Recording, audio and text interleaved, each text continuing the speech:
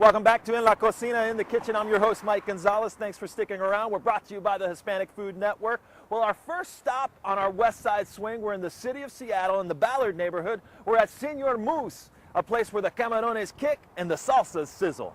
How did they come up with the name Senor Moose? I'm sure you're going to ask this 1,000 times. I was going to try and come up with a really good story because it's a really good story.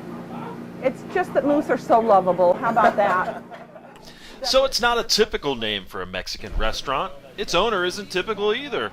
Kathleen Anderson says she's a gringa with a Mexican chef's soul.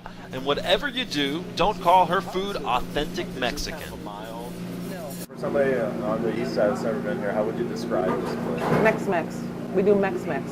Mexican food. So Mex-Mex? What's Yeah. that? Well, it's real Mexican food. It's not Arizona Mex. It's not Tex-Mex. It's not Seattle Mex. It's real Mexican. I don't like to say authentic because I think it's overused, but we say comida típica.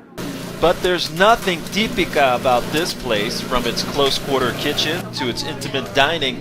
Everything about Senor Moose screams Mexicano. And the buzz in Ballard has grown, so Kathleen decided to add more to the menu. We started out with breakfast and lunch, and a year in, I wanted to do dinner food. I wanted people to know what there was. I wanted to do mole. And so we started doing, the black mole that we have is a compilation of the things that, all the moles, when I first got to Mexico City, the friends and family heard that I liked mole, so I had many amounts of mole down there. And so what I remembered is what my recipe became. So it's my authentic mole, right? Like everybody has their authentic mole, but it's so now we have like 22 salsas and mole. Because the chilies change depending on the season, how much rain there is in Mexico or how dry it is. It affects the heat of the chili. Anderson spent more than 25 years in Mexico learning to cook. She's gathered a team that she says mirrors her vision. She says her staff really makes the difference. The food's really good. The food is consistent.